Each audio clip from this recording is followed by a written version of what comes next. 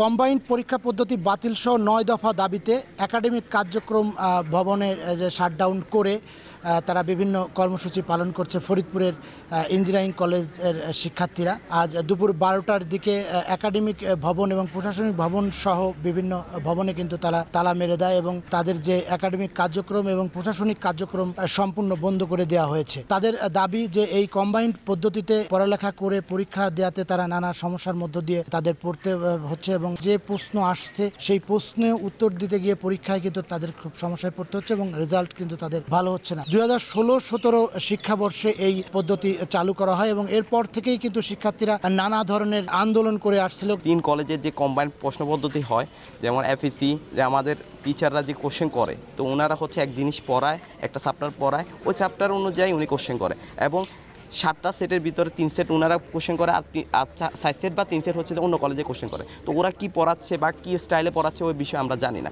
তো কোশ্চেন যখন আমরা কোশ্চেন আসে তখন আমাদের কোশ্চেনটা 100% কমন পড়ে না। মডারেশন যে সিস্টেম, এক কলেজে কোশ্চেন করবে, অন্য কলেজে তার হচ্ছে যে দেখবে, আরেক কলেজে হচ্ছে যে খাতা দেখবে। এই মডারেশন সিস্টেমের কারণে আমাদের পরীক্ষা খারাপ হয় এবং আমাদের চাকরির বাজারে আমাদের সিজিপিএ এবং পাস নিয়ে বা হচ্ছে যে রেজাল্ট নিয়ে আমরা সন্তুষ্ট না। আমাদের এই কম্বাইন্ড সিস্টেম বাতিল নিয়ে আমাদের যে চলমান আন্দোলন, সেখানে আমরা 9 দফা দাবি উত্থাপন করি।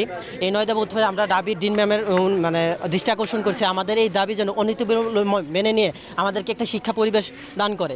আমাদের এখানে অন্যান্য ইঞ্জিনিয়ারিং প্রতিষ্ঠান যেগুলো রয়েছে, বুয়েট, কুয়েট, রুয়েট, চুয়েট, আমরা তাদের সাথে চাকরির বাজারে প্রতিযোগিতা করি, কিন্তু আমাদের শিক্ষা ব্যবস্থা তাদের মতো না।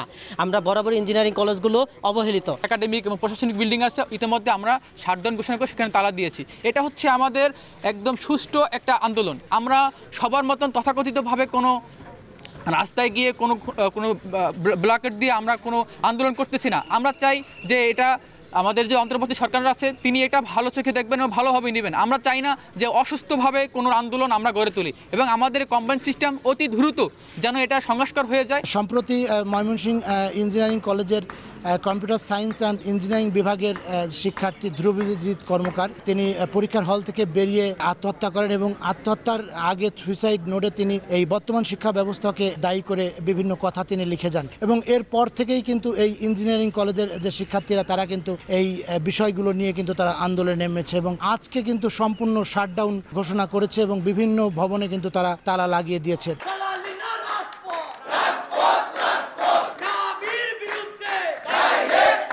কম্বাইন্ড পরীক্ষা পদ্ধতি সহ 9 দফা দাবি আদায় না হওয়া পর্যন্ত তারা কিন্তু এই কর্মসূচি চালিয়ে যাবে।